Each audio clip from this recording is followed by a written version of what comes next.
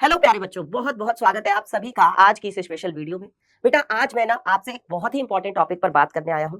बच्चों अब आपके पास बेटा उतना टाइम नहीं बचा है जितना कि आप सोच रहे हैं। अब आपके पास बचे हैं बच्चों केवल और केवल आखिरी के 15 दिन, क्योंकि बेटा आप सभी को पता है कि आपका 24 फरवरी को पहला पेपर है और 20 तारीख से तो आप क्या करेंगे, हिंदी के ही पेपर में लग जाएंगे। तो अब हम ये मान सकते हैं कि लगभग मोटे मोटे तौर पर हमारे पास 15 दिन का समय है और इसी 15 दिन को मैं ये कहूंगा कि आपके लिए ये जो 15 दिन है बेटा, 15 दिन वनवास के होने वाले हैं। वनवास यानी कि आपको हर चीज से बेटा त्याग लेना होगा, सिर्फ और सिर्फ पढ़ाई के, है ना। यानी पढ़ाई के अलावा बेटा अब आपको कोई भी काम नहीं करना है, चाहे वो घूमने का हो, चाहे वो टीवी देखने का हो, चाहे वो बाहर क्रिकेट खेलने का हो, कुछ भी हो।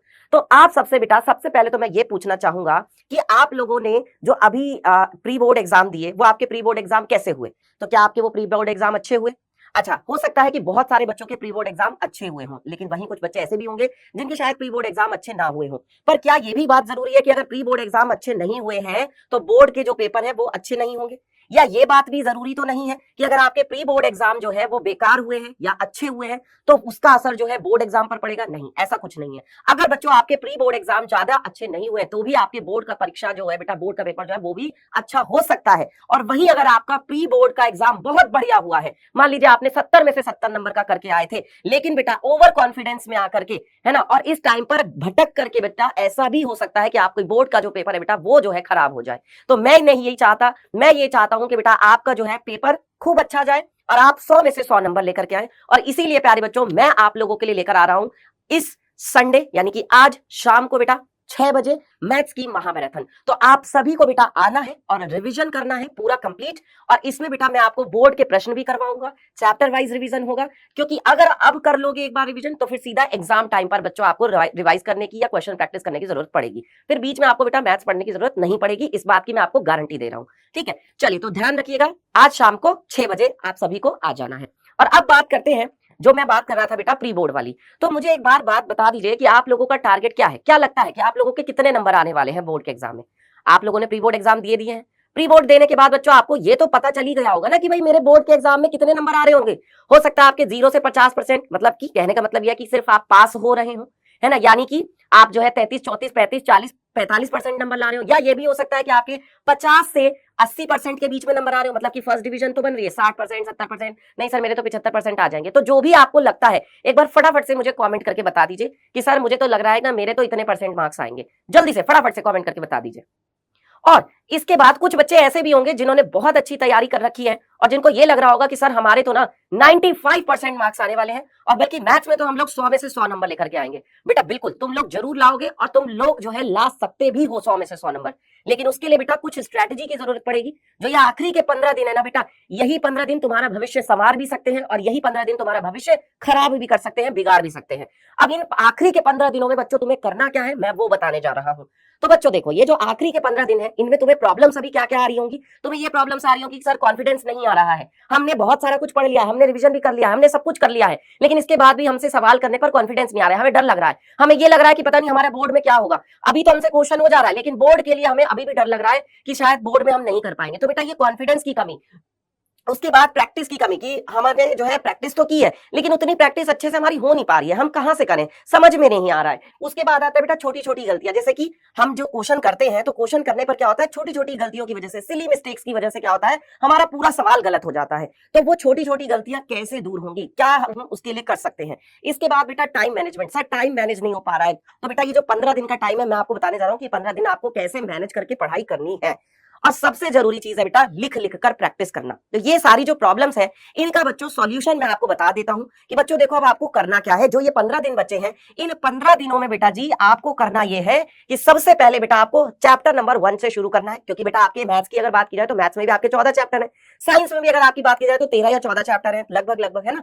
तो बेटा आप क्या करेंगे कि अब आप जो है हर सब्जेक्ट का एक एक चैप्टर उठाएंगे डेली और उसका आपको क्या करना है बेटा, रिवाइज इंडिया वाला जो क्लास है बेटा वो देखनी है। जो ये रिवाइज इंडिया वाली क्लास है बेटा ये केवल आधे घंटे की क्लास है।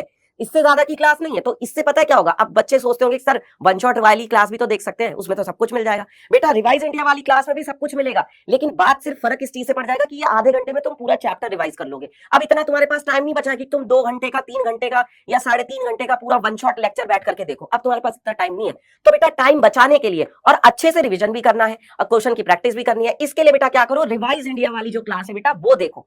आपको आपके इसी चैनल पर यानी Doubtnut class 10th Hindi medium पर सारी सब्जेक्ट की, सारे चैप्टर्स की बेटा रिवाइज इंडिया की क्लासेस मिल जाएंगी। उसके बाद क्या करना बेटा, बिना देखे जो आपने नोट्स बनाए थे, अब तक जो हम पूरे साल पढ़ते आए हमने नोट्स बनाए हैं, उन नोट्स से बेटा क्या करिए, रिवीजन करिए, क्वेश्चन प्रैक्टिस करिए, उनमें से बेटा सवालों को खुद से कर करके देखिए, वो भी बिना देखे। देखना नहीं है, खुद से करके देखना है, वो भी बिना देखे, ठीक है। अच्छा, इसके बाद क्या करना है, इसके बाद बोर्ड के जो सवाल है, अनसोल्ड पेपर उठा लो। अनसोल्ड पेपर आते हैं, मॉडल पेपर आते हैं बेटा, उनमें से जो है ना बोर्ड के जितने भी सारे सवाल हैं, वो सारे सवाल बेटा खुद से करके देखो, वो भी बिना देखे। उसमें नहीं देखना है, खुद से करके देखो कि तुम कर पा रहे हो कि नहीं कर पा रहे हो। अब देखो, जब तुम सवाल करोगे तो तुम्हें गलतियां भी पता चलेंगी।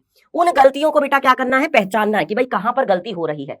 जहां गलती हो रही है उसको बेटा सही करो और फिर उसी सवाल को बेटा दोबारा करो। दोबारा नहीं होता है तिबारा करो, तिबारा नहीं होता है चौबारा करो।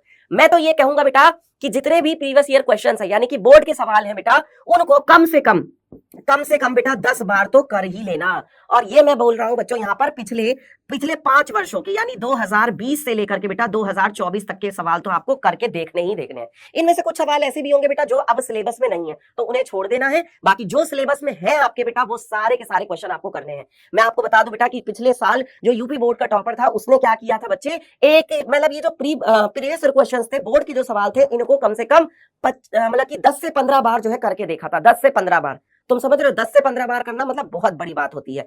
तो बेटा अगर मैं तो ये कह रहा हूं कम से कम तुम 5 बार भी कर लोगे ना, तो तुम्हें फायदा खुद नजर आएगा बेटा। तुम्हारी जो कॉन्फिडेंस है ना, वो तुम्हें खुद पता चल जाएगा। तो अभी के लिए कोई मामा नहीं, कोई चाचा नहीं, कोई बुआ नहीं, कोई फूफा नहीं, कुछ नहीं, कोई घूमना नहीं, कोई टीवी नहीं, कोई पिक्चरबाजी नहीं, कहीं नहीं, कोई दोस्ती नहीं, कोई यारी नहीं बेटा। सिर्फ और सिर्फ तुम्हारी बोर्ड की परीक्षा और तुम और तुम्हारी पढ़ाई, यही होना चाहिए। तो तुम्हें सिर्फ क्या करना है बेटा, इन 15 दिनों में हर चीज से बेटा वनवास ले लेना है। तुम्हें एकदम गायब होकर के, जैसे तुम हो ही नहीं, बिल्कुल गायब हो जाओ बेटा और अपने आप को बेटा कमरे में बंद कर लो और खूब अच्छे से बैठ करके बेटा सीरियसली फोकस होकर के बेटा पढ़ाई करो। कि ये सोच करके कि मुझे अपने माँ बाप का नाम रोशन करना है, ये सोच करके कि मुझे बोर्ड में टॉप करना है, ये सोच करके कि मुझे मैथ्स में 100 में से 100 नंबर लेकर के आने हैं, तभी बेटा आएंगे नंबर। इसके बाद बेटा क्या करना है, सुबह सुबह के समय याद करने का काम करो। देखो सुबह 4 बजे भी उठ सकते हो, तुम्हें ज्यादा जल्दी लग रहा है तो 5 बजे उठ जाओ, लेकिन बेटा सुबह उठ करके याद करने वाला काम करो। इसके बाद क्या करना बेटा, रोज कम से कम 6 घंटे बेटा खुद से पढ़ाई करनी है। 6 घंटे तो बेटा खुद से पढ़ना ही पढ़ना है। इसमें क्लास का टाइम नहीं आ रहा है, मैंने क्लास का टाइम इसमें से निकाल दिया है, ठीक है। तो ये सारी बातें थी बेटा, ये सारे तरीके थे। अगर आप इनको अप्लाई करेंगे तो आप वास्तव में बेटा कॉन्फिडेंस महसूस करेंगे और आपको सच में ये लगेगा कि सर अब हम बच्चे जो है ना बोर्ड में फोड़ कर आ सकते हैं, अब हम जो है बोर्ड में टॉप कर सकते हैं, ठीक है। तो बच्चों ये सारी चीजों को अप्लाई करिएगा और देखिएगा कि आपको फर्क जो है जरूर नजर आएगा। अब मैं आपको ये बताने जा रहा हूं बेटा कि जो आपको रिवाइज इंडिया वाली क्लासेस है वो कैसे मिलेंगी। तो जब आप बेटा यूट्यूब पर जाएंगे तो यूट्यूब पर आपको क्या करना है बेटा, सर्च बार में जो ऊपर सर्च बार आता है ना, वहां पर आपको सर्च करना है chapter 1 class 10th maths revise India. जैसे अगर आपको चैप्टर 2 सर्च करना है तो आप क्या करेंगे, chapter 2 class 10th revise India. तो उससे क्या होगा बेटा, देखो यहाँ पर रिवाइज इंडिया का चैप्टर जो है बेटा आपके सामने क्लास जो है खुलकर आ जाएगी। अब ये देख सकते हैं जैसे वास्तविक संख्या, पहला चैप्टर बेटा मैंने 30 मिनट में कंप्लीट रिवीजन कराया हुआ है। और आप इसके बेटा व्यूज भी देख सकते हैं कि बेटा ये जो क्लासेस है ना बहुत ज्यादा बच्चों ने ऑलरेडी देखी हैं। तो ये जो कम टाइम में बेटा, इस कम टाइम का मैनेजमेंट कैसे होगा, ऐसे ही होगा, ठीक है। तो ये सारी चीजें बेटा अब आपको करनी है, इनको ध्यान दे लीजिए।